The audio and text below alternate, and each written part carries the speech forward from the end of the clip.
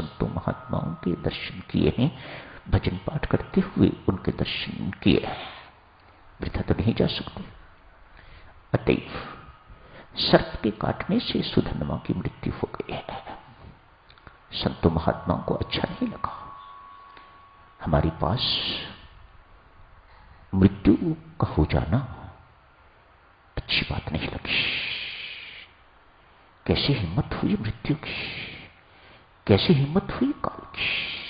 भीतर ही भीतर संत महात्मा इस बात को सोचते हैं, पर जाना तो होता ही है। चाहे आप श्री रामचंद्र में बैठे हुए हो, चाहे आप कहीं मृत्यु का बुलावा तो कहीं भी आ जाएगा। संत के सत्संग में बैठे हो या कहीं और बैठे हुए हो, मृत्यु को इन बातों से क्या लेना, संकोच तो होता है उसे, लेकिन फिर बड़ी सरकार का हुक्म है, हुक्म तो उसी का मानना पड़ता है। सुधन्वा को उसके कर्मों के अनुसार यमराज के सामने पेश किया गया है। यमदूत उसका सारे का सारा हिसाब किताब चिट्ठा यमराज को सुनाते हैं। यमराज तत्काल हुक्म देते हैं, इसे घोर से घोर नरक की यातनाएं दी जाए। तपती हुई बालू में, रेत में इसे घसीटते हुए, जितनी दूर तक घसीटते जाओ, आपको आगे उबलते हुए तेल का एक कड़ाहा मिलेगा, उसमें इसको फ्राई करने के लिए डाल देना। ऐसा ही हुआ, लेकिन परमेश्वर की लीला देखिएगा। तेल, उबलता हुआ तेल बिल्कुल शीतल हो गया है। नरक में, यमपुरी में ऐसा पहले कभी नहीं हुआ। सब अचंभित है। यमराज ने ये सब कुछ अपनी आंखों से देखा, अतएव बहुत अचंभित, बहुत चकित, ये सब कुछ कैसे हो गया, कुछ समझ में नहीं आ रहा। कहते हैं देवियों सज्जनों, उसी वक्त देवऋषि नारद का आगमन होता है। याद किया, आवाहन किया, आगमन होता है, वे समझाते हैं। यमराज को देवऋषि नारद समझाते हैं, कहते हैं यमराज जी, ये नरक की यातनाओं के काबिल उनका पात्र नहीं है। इसने 1 महीने तक संतों महात्माओं को भक्ति करते हुए उनके दर्शन किए हैं। निकालिएगा इसको यहां से, बस इसका यहां से गुजरना ही इसकी सजा थी।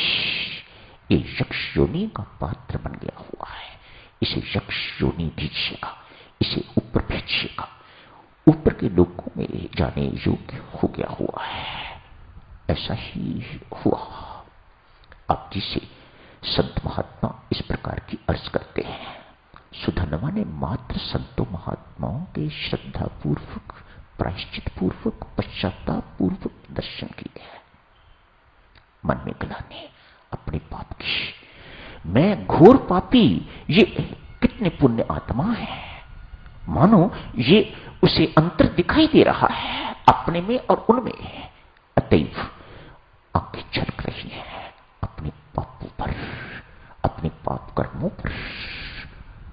परमेश्वर ने उसके अनेक पाप धो के बहा दिए, अनेक पापों को धो दिया।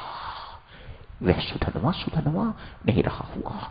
काश उसने थोड़ी देर और जिया हुआ होता वह, तो वह मोक्ष का अधिकारी हो गया होता।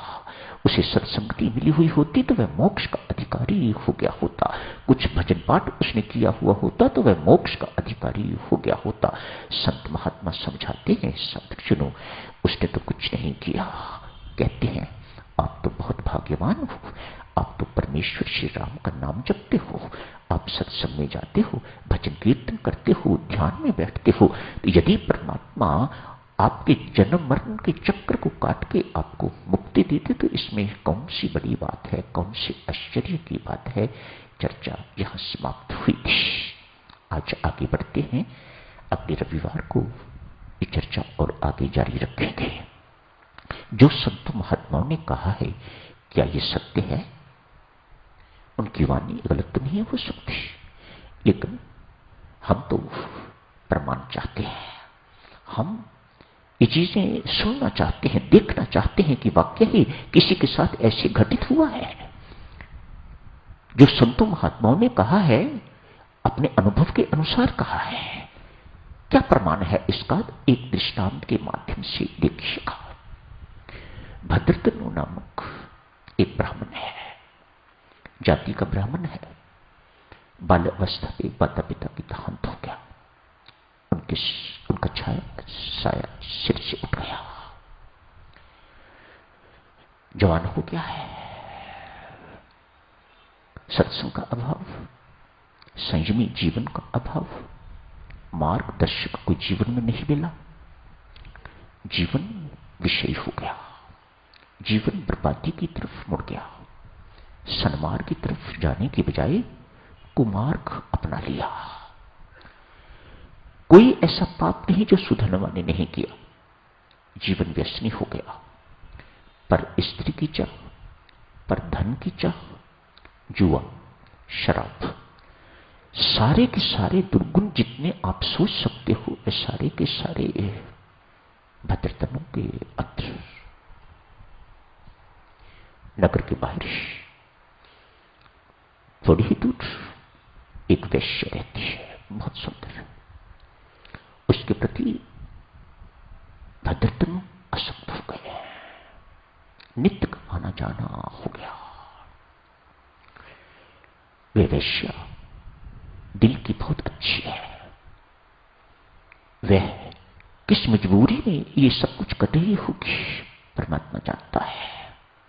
अतएव स्वयं जो कुकर्म करती है उस पर भी पश्चाताप करती है, और जो भद्रतनु करता है उस पर उसे ज्यादा गलानी है।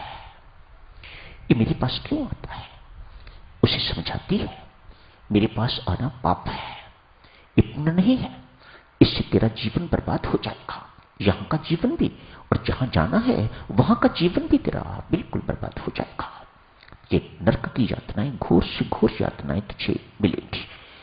लेकिन इसकी समझ में, युवक की समझ में कुछ नहीं आता। आज पिता का श्राद्ध है, श्रद्धा नहीं है। श्रद्धा वाला हृदय नहीं है। हृदय और मन तो वहां बैठा हुआ है उस वैश्य के बस। अतएव एक मजबूरी से जो कुछ किया जाता है, छुटपुट कर्म किया और भागा उस वैश्य के पास। लानत है तेरे ऊपर। आज वैश्य को इस बात का पता था कि आज पिता का श्राद्ध है। शी वॉज वेरी श्योर कि आज ये ब्राह्मण युवक ब्राह्मण के घर पैदा हुआ, इसका आज तक कोई कर्म ब्राह्मण का नहीं है, सिर्फ जाति का ब्राह्मण है। आकृति से मानव है, अमानवीय कर्म है इसके। कोई कर्म मानव वाला कर्म नहीं है इसका। क्रूर है, हर तरह से क्रूर है। उसे पक्की आशा थी आज ये नहीं आएगा, इसके पिता का श्राद्ध है। आखिर ब्राह्मण की संतान है, लेकिन वह श्राद्ध के प्रति श्रद्धा नहीं है, पिता के प्रति प्यार नहीं है। दोनों चीजें वहां टिकी हुई हैं। अतएव छोटा मोटा जो कुछ भी करना था वह कर करा के, श्राद्ध नहीं, बस वैसे ही कुछ किया और चला गया है वैश्य के पास। आज वैश्य ने बहुत लड़ाड़ा है। निर्लज्ज कहीं का, तुझे इस शरीर में क्या दिखाई देता है? तो मुझे बता, इस शरीर में हड्डी, मांस, रक्त, विष्ठा के अतिरिक्त कुछ और है? बच्चा इत्यादि के अतिरिक्त कुछ और है? क्या तुम्हें दिखाई देता है जिसके प्रति तुम इतनी बुरी तरह से आकर्षित हो? काश इतना ही आकर्षण यदि तुझे परमात्मा में हो गया हुआ होता तो वह तेरा जीवन बदल के रख देते। वह तो तुम्हें इंसान बना देते, तुम्हें भक्त बना देते, और तेरा लोक परलोक दोनों सुधर गए होते। लानत है तेरे ऊपर। तेरा पिता आज क्या सोचता होता?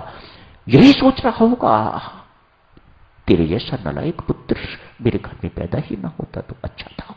तेरे जैसे नलायक पुत्र के बिना यदि मैं होता, पुत्रहीन होता, तो मैं आज अच्छा होता।